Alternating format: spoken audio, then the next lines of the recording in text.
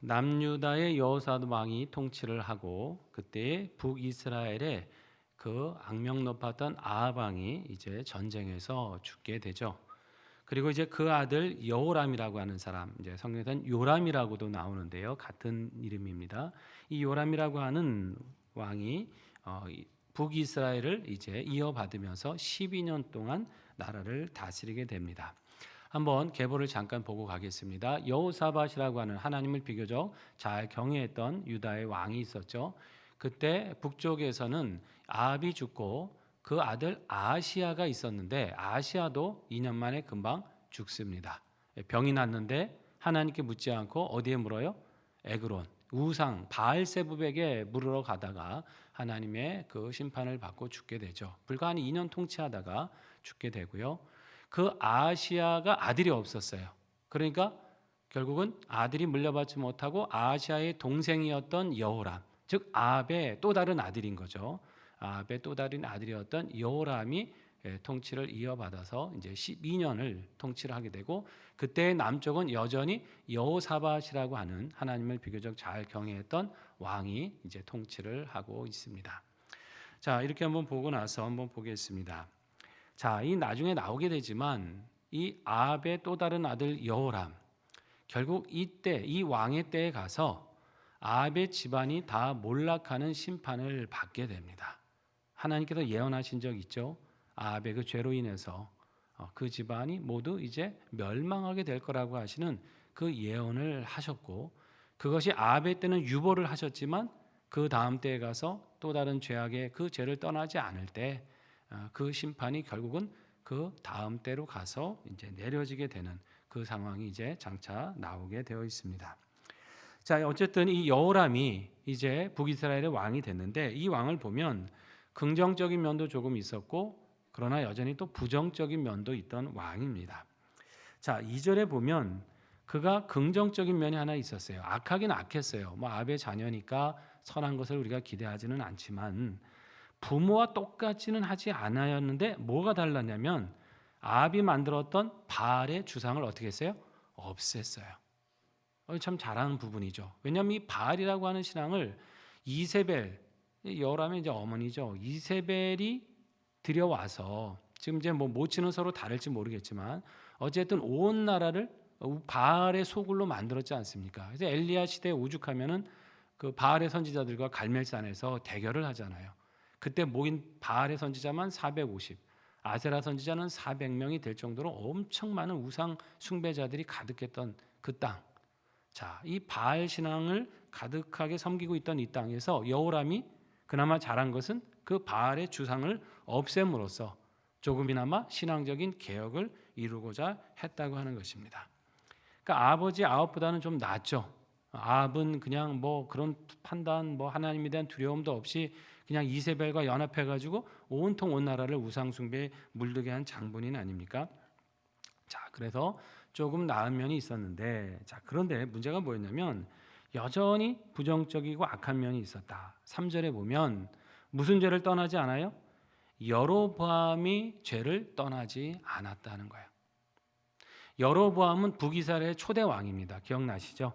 하나님께서 그 나라를 둘로 나눠서 두 지파는 유다에게, 10지파는 여로보암에게 주셨잖아요. 근데 여로보암이 그렇게 하나님의 은혜로 왕이 되고 나서 큰 죄를 지은 게 있었습니다. 유다 남쪽에 성전이 있으니까 백성들이 그리로 예배하러 내려가는 걸 막기 위해서 어떻게 해요? 이스라엘 땅에 북쪽의 단과 남쪽의 베델이라고 하는 곳에 뭘 세웁니까? 금송아지 둘을 만들어서 그걸 세워놓고 그걸 섬기게 하죠. 여기서 예배하면 된다. 여기서 제사 드리면 된다.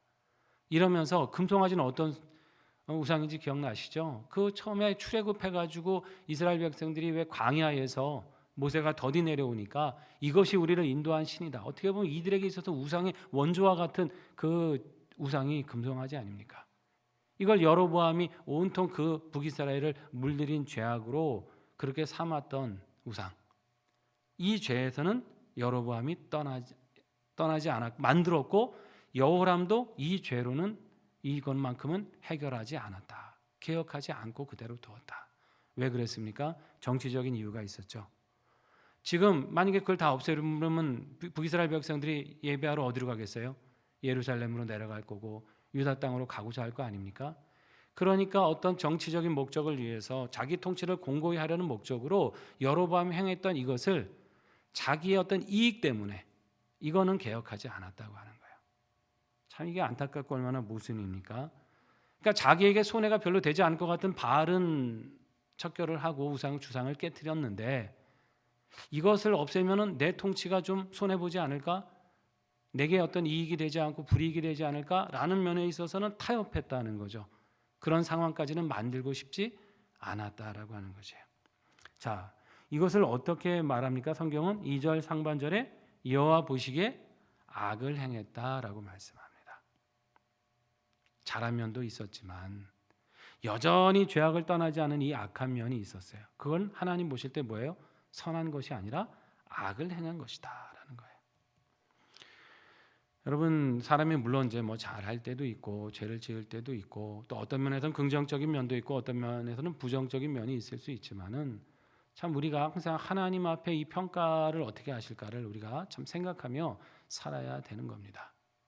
깨끗한 물이 있고 여러분 더러운 구정물이 있다고 했을 때 이건 깨끗한 물이고 더러운 물인데요. 자, 이 물을 섞었어요, 한데. 자, 그러면 이 물은 깨끗한 물입니까? 오염된 물입니까? 여전히 오염된 물이죠. 우리 인생도 마찬가지 아니겠습니까?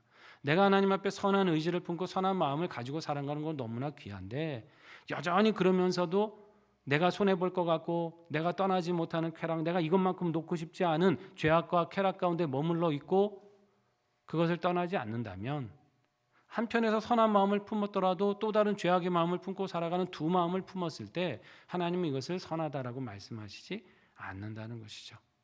그럼 어떻게 되겠습니까? 믿기로 했으면 철저하게 믿어야 합니다. 죄를 떠나기로 마음먹었으면 완전히 떠나기에 힘써야 됩니다. 이거는 내가 놓을 수 없어. 이것만큼 어쩔 수 없지 않을까? 하나님 이거는 좀 안 되죠. 이건 놔두세요. 우리가 이렇게 죄악을 타협하면서 우리 삶에 남겨놓을 수 없다. 하나님이 기뻐하시지 않는 것은 온전히 떠나고자 애써야 될 줄로 믿습니다. 그때 삶이 새로워지는 것이고 하나님의 축복이 임하는 겁니다. 한 발은 세상에 걸쳐놓고 한 발은 주님께 걸쳐놓고 나 그래도 믿음 안 떠났으니 축복의 삶을 살겠습니다. 이것이 모순이다라고 하는 것이죠. 스스로도 우리가 떳떳하지도 않을 뿐더러 영적 능력을 상실하게 된다. 항상 여러분 철저하게 타협하지 말고 세상과 하나님을 온전히 순종하며 사시기를 바랍니다. 자, 결국은 이런 길을 가다 보면요, 하나님께서 주시는 징조들이 생겨요. 자신에게 변고가 생기든지 나라의 국력이 쇠하든지 외적이 침입하든지 자꾸 여러 가지 환란이 생기지 않습니까? 우리가 계속 열왕기 상하를 보면서 느끼는 게 그거잖아요.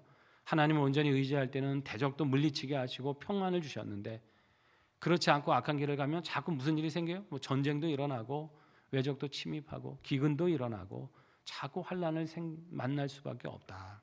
여호람도 마찬가지였습니다. 4절부터 보니까 모압 왕이 반란을 합니다. 모압 왕 메사라는 사람이 있는데 양을, 그 모압은 아마 이제 목축을 많이 했던 것 같습니다. 해마다 조공을 바쳤어요. 새끼 양 10만 마리의 털, 그다음에 수량 10만 마리의 털. 여러분 양털이 한 마리에도 이렇게 풍성하게 나오잖아요. 이거를 10만 마리, 약 20만 마리를 털을 깎아서 바치려면 이게 아무리 국가적인 거라도 당시에 엄청 큰 조공 아니겠습니까? 그걸로 이제 이스라엘은 부를 유지하고 조공을 거뒀는데 자, 그 모압이 배반을 합니다. 자, 모압과 암몬을 한번 우리가 살펴보고 한번 가겠습니다. 지도에 보시면 이스라엘 땅이 있고요.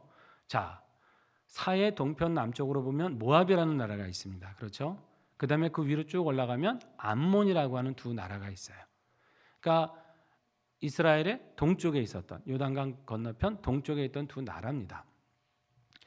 그런데 이 두 나라의 유래가 어떻게 되는지 여러분 기억나십니까? 이 모압과 암몬은 누구의 후손이에요? 롯의 후손이죠. 기억나시죠? 소돔과 고모라를 멸망시키실 때 하나님이 이 롯의 가족을 아브라함을 생각해서 피난하게 하셨습니다. 그래서 온 가족이 천사들에게 이끌려갖고 급히 그 성을 나옵니다.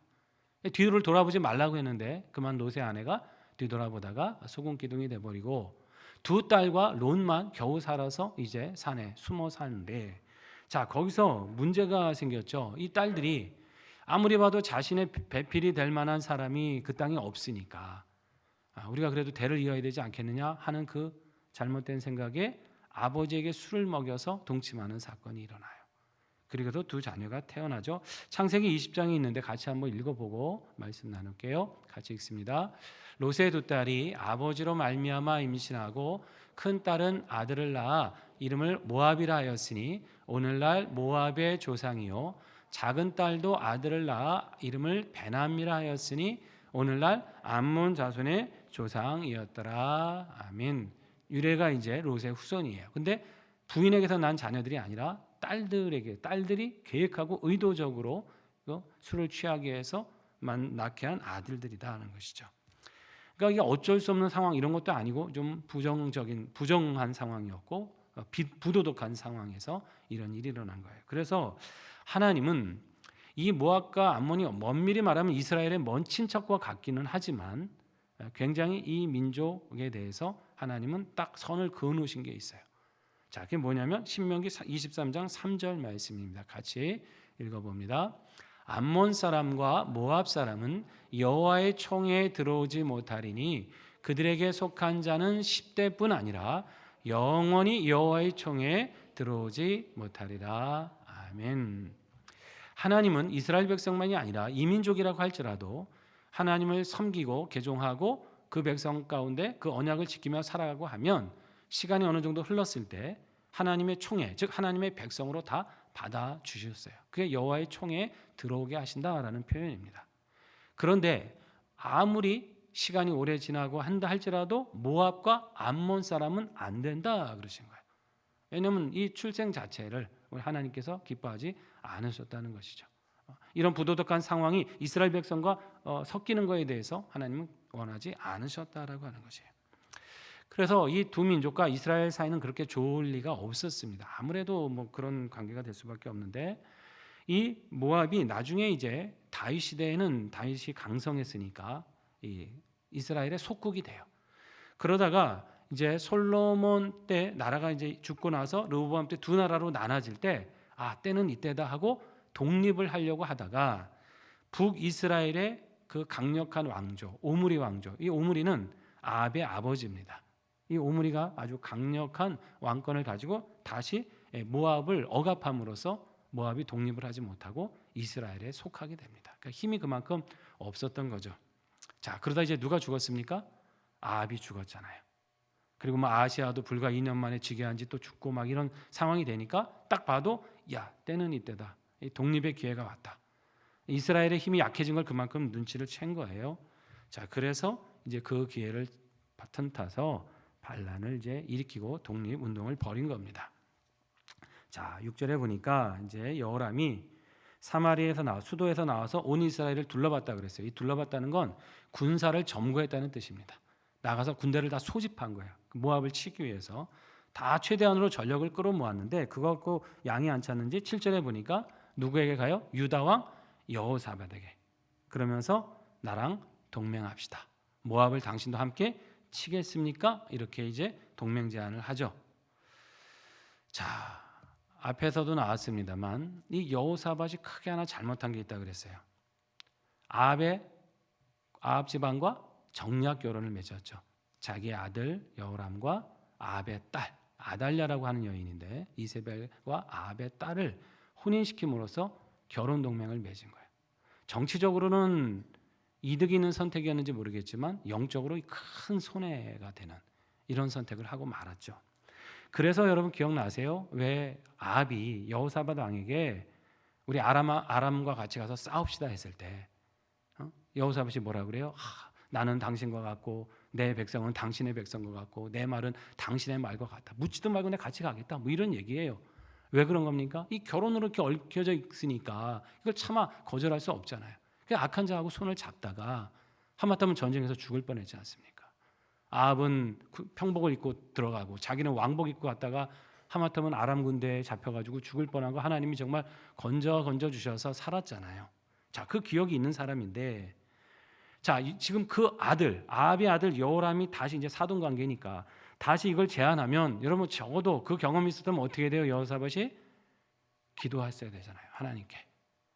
자기가 거절할 자신이 없으면 하나님께 기도하고 묻고 선지자를 찾아가고 그래서 답을 얻어서 가타부타 뭐 가라고 하시면 가고 아니면 하나님의 뜻이 아니라 안 되겠다. 좀 이런 결단을 보여줘야 되는데 자 여기도 똑같은 말을 합니다. 7절 하반절에 나는 당신과 같고 내 말들도 당신의 말과 같고 내 백성 당신의 백성과 같아. 나 같이 가겠다. 이 얘기하는 거예요. 이게 참 좀 안타까운 점입니다. 여호람이야 워낙 신앙이 없는 왕이니까 그렇다 쳐도요. 여호사밧은 그래도 하나님을 좀 경외하는 믿음을 가진 사람 아닙니까? 그러니까 여러분 좀 더 신중했어야 되는 거죠. 좀 더 기도하고 하나님의 뜻을 구했어야 된다. 여러분 인간의 정리보다 더 중요한 건 뭐겠어요? 하나님의 뜻입니다. 내가 인간관계 속에서 뭐 어쩔 수 없이 얽매였다 나는 이 청을 거절할 수 없다 이게 중요한 게 아니라 지금 이 선택을 하나님이 기뻐하시느냐 그렇지 않느냐를 먼저 물어야 될 줄로 믿습니다. 인간의 정리를 앞세워서 같이 가다 망할 겁니까? 만약에 그게 하나님 뜻이 아니면 같이 얽혀가지고 죄악된 길로 갈 겁니까? 그럴 수 없는 거 아니에요. 아무리 인간의 정리가 중요하고 그 관계가 끊기 어렵다 하더라도 인생의 크고 작은 중요한 선택에서 믿음의 사람은 항상 하나님께 묻고 그 답을 찾고 그대로 순종하기에 힘써야 되는 거예요. 그게 우선입니다. 그렇게 살아가면 하나님 인간관계는 책임져 주시는 거예요. 나쁜 관계는 끊어지게 하실 것이고 손해봤던 건 채워주실 것이고 어려움을 겪은 것은 해결해 주십니다. 근데 내가 하나님 의지하지 않고 인간의 뜻대로 막 결정해서 가다가 어려움 겪고 이러면 그때 가서 아이고 천부여 의지 없어서 손들고 옵니다. 그러겠습니까? 더 큰 고생길이라는 것이죠. 항상 인간의 정리보다 하나님의 뜻에 순종하는 것이 먼저다. 믿음의 사람이 가야 될 길인 줄 믿습니다. 자, 그렇게 해서 이제 8절에 여호람이 이제 여호사밧에게 묻죠. 그럼 우리가 어느 길로 갑니까? 그랬더니 자, 여호사밧이 대답을 해요. 에돔 광야길로 갑시다. 자, 이제 배경이 좀 있는데요. 여호람은 뭐 즉위한 지도 얼마 안 되고 전쟁 경험이 없던 왕입니다. 그런데 여호사밧은 일찍이 이 모압에 대해서 승리한 경험이 있는 왕이에요. 여러분 성경에 이제 역대하 20장에 보시면 그 성경에 여러분 제가 한번 주일에 설교도 해서 기억이 나실 겁니다. 모압과 암몬 자손이 연합을 해갖고 유다를 치러 옵니다. 근데 여호사밧 입장에서는 지금 두 나라의 연합군이 쳐오니까 준비도 안 된 상태에서 막막해요. 그러니까 어떻게 해요? 하나님께 기도합니다. 하나님, 이 군대가 우리를 치러 오는데 우리가 막막합니다. 어떻게 해야 될지도 모르고 오직 주님만 바라봅니다. 막 기도하죠. 선지자에게 물어요. 그때 하나님께서 주시는 그 음성대로 어떻게 하고 납니까? 찬양대를 앞세워가지고 기억나세요? 아니 군대 일선에 정예병을 앞서야 되는데 찬양대 북치고 나팔 불면서 찬양대를 앞세우고 뒤에 병사를 따라가면서 여호와를 찬양하세요 이러면서 그 전쟁에 나가잖아요. 그때 하나님께서 다 그냥 미리 치셔가지고 모압과 암몬을 완전히 물리쳐 주십니다. 여러분 기억나십니까? 찬양대를 앞세워서 승리했던 왕, 그 왕이 여호사밧이에요. 그러니까 이런 경험이 있으니까 아마 여호람 입장에서도 이 여호사밧을 많이 의지했을 것 같습니다. 자, 에돔 광야길로 가자 이랬는데요. 자, 에돔 길이 어딘지 한번 또 지도를 보고 가겠습니다. 보시면 자, 여기 보시면 자, 모압이라는 나라가 사해 동편에 있죠. 에돔은 어디예요? 그 아래쪽에. 에돔은 또 누구의 후손입니까? 에서의 후손이죠. 이스라엘과 또 역시 형제 국가라고 할 수 있는. 이게 다 그냥 옹기종기 모여가지고 거기서 다 이렇게 살고 있었는데, 자, 유다에서 모압을 치려면 두 가지 방법이 있어요. 하나는 저 북쪽 위에 요단강을 건너서 위에서부터 아래로 내려가서 치는 방법이 있겠죠. 또 하나는 바로 에돔 쪽으로 돌아서 밑에서부터 위로 가면서 모압을 치는 길이 있죠. 두 가지 길이 있습니다. 근데 여호사밧이 생각할 때 위로 돌아가는 것은 또 너무 길도 멀거니와 또 위에 암몬 다른 족속에 대한 부담이 있고 에돔은 또 유다의 영향권에 있었기 때문에 에돔으로 가면 군사 지원을 받을 수 있다는 생각을 들었을 겁니다.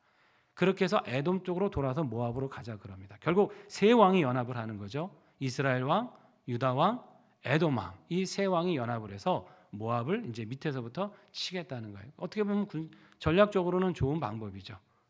이렇게 군사력을 더 늘릴 수가 있으니까. 자, 그런데요. 인간적인 준비를 다 하고 아무리 강한 군대를 모으고 철저하게 준비를 해도요. 그러면 하나님이 함께하지 않으시면 다 소용이 없다라는 거죠. 여러분 9절 한번 보십시오. 가다가 공경을 만납니다. 자, 여기 세 왕 이스라엘, 유다, 에돔 왕이 이제 연합을 해가고 가는데 일주일 만에 군사와 가축을 먹일 물이 없어요. 아니 전쟁을 하려면 고대 사회의 전쟁이 최소한 몇 달에서 몇 년씩 하는데 일주일 만에 물이 다 떨어져 갖고 물을 구할 수가 없다라는 것이죠. 이게 무슨 의미가 있습니까? 아무리 연합을 하고 힘을 모으고 인간의 지혜를 모아도 사람의 힘으로는 승리할 수 없습니다. 하나님이 함께 하셔야 되는 거예요. 앞에서 다시 드린 말씀처럼 그거죠. 아무리 인간적인 정리로 모으고 계획하고 연합해도요, 거기에 하나님의 뜻이 함께하지 않으시면 다 모든 모사가 헛된 것이다. 하나님이 함께하셔야 인생은 승리의 길을 걸어가게 됩니다. 자, 이렇게 이제 여러 가지 공경을 만나니까 그래도 그나마 신앙이 있던 여호사밧이 조금은 그래도 깨닫는 것 같습니다. 11절에 보니까 그렇죠? 이게 우리가 이럴 게 아니다. 여기 하나님께 물을 만한 선지자가 없느냐? 좀 그런 선지자를 좀 찾아보자. 우리가 기도해야 된다. 하나님 찾아야 된다. 지금 그렇게 묻는 거죠. 그랬더니 이스라엘 왕의 신하들 중에 한 사람이 여기 있죠. 엘리야의 손에 물을 붓던, 그러니까 시종 들던 엘리사라고 하는 선지자가 있습니다. 뭐 엘리사의 명성이야 이미 온 나라에 퍼져 있지 않았겠습니까? 자, 그러니까 12절에 뭐라 그래요? 같이 한번 읽어볼까요? 12절 말씀. 여호사밧이 이르되 여호와의 말씀이 그에게 있도다 하는지라 이에 이스라엘 왕과 여호사밧과 에돔 왕이 그에게로 내려가니라. 아멘. 그에게 뭐가 있다고요? 그에게 여호와의 말씀이 있다. 여호와의 말씀이 있다. 여러분, 인생의 걸음은요, 하나님의 말씀이 비춰주시는 것입니다. 주의 말씀은 내 발의 등이요 내 길의 빛이라고 하시는 그 말씀이 있지 않습니까? 우리가 인생 가봤습니까? 5분 뒤에 그 걸음을 우리는 알 수 없어요. 내일 일은 더더욱 모릅니다. 그냥 매번 가는 길이 새로운 길이에요. 낯선 길이에요. 매번 만나는 시간이 새로운 시간이고 한 치 앞을 모르는 낯선 시간입니다. 그럼 어떻게 그걸 안전하게 갑니까? 물론 계획하고 준비하고 대비하고 꼼꼼히 따져봐야겠죠. 그러나 우리 지혜로 다 할 수 없는 겁니다. 하나님의 말씀이 우리 발걸음을 비춰 주셔야 합니다.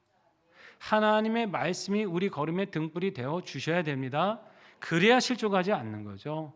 이렇게 가야 맞는지, 장애물은 없는지, 구덩이는 없는지 우리 지혜로, 우리 눈으로 알 수 없는 거예요. 그러나 말씀 따라가면, 말씀에 순종하고자 하면 그 말씀이 우리 길을 빛이 되고 등불이 되셔서 빠지지 않도록, 넘어지지 않도록, 엉뚱한 길로 실족하지 않도록 우리를 지켜주실 줄 믿습니다. 항상 하나님께 묻는 사람이 되어야 된다는 것이죠. 그리고 보십시오. 세 왕이 연합했지만 우왕좌왕하고 아무것도 하지 못하는데 그래도 하나님을 바라보는 한 사람이 있으니까 실마리가 풀리지 않습니까? 그 많은 군대가 우왕좌왕하고 있는데 그래도 한 사람이 하나님께 묻자 하니까 뭔가 소망이 보이지 않습니까? 우리 믿음의 사람은 내가 처한 공동체에서 이런 믿음의 사람, 소망의 사람이 되어야 될 줄로 믿습니다. 우리 가정이 갈 바를 알지 못할 때 나 때문에 그 갈 바를 깨닫게 되는 사람이 되어야죠. 우리 교회가 갈 길을 걸어가야 될 때 나 때문에, 내 기도 때문에 이 걸어갈 길이 밝혀지는 그런 삶이 되어야 되지 않겠습니까? 우리 구역이 어찌할 바를 모를 때 나 때문에, 내 믿음과 기도 때문에 구역이, 그 앞길이 소망 있는 삶이 되어야 되는 것이에요. 우리 직장이, 사업장이 어떻게 해야 될지 막막할 때 그래도 믿음의 사람 나 때문에, 기도하고 있는 나 때문에 그곳이 뭔가 형통해지고 평안해지고 문제를 해결할 수 있는 그 실마리를 찾아야 될 줄로 믿는 것입니다. 어떨 때 가능합니까? 내가 하나님 앞에 그 말씀을 구하는 사람이 되고 그 뜻에 순종하기를 즐겨하는 사람이 될 때 하나님 우리의 인생을 이렇게 인도해 주실 줄 믿습니다. 항상 있는 그 자리에서 깨어 하나님께 묻고 그 뜻에 순종하는 우리 모두 되셔서 항상 우리와 우리 주변을 주님의 그 빛으로 형통케 하는 복된 삶을 살아가시기를 축원합니다.